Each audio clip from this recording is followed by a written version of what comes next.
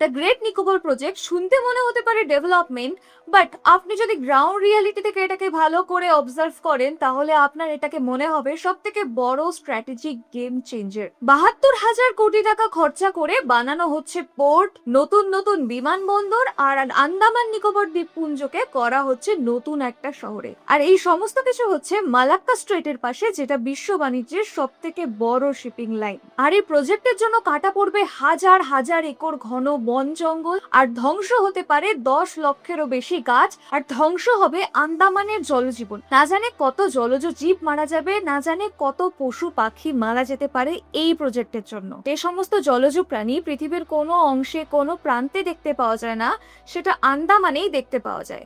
আর সেই বিরল জলজ জীবরাও ডাইনোসরের মতো উধাও হয়ে যাচ্ছে। সব থেকে বাজে জিনিস ফেস করবে এখানকার শোম্পেন উপজাতিরা, নিকোবরি উপজাতিরা, যাদের পুরো জীবনটা এই দ্বীপের সঙ্গেই জড়ানো।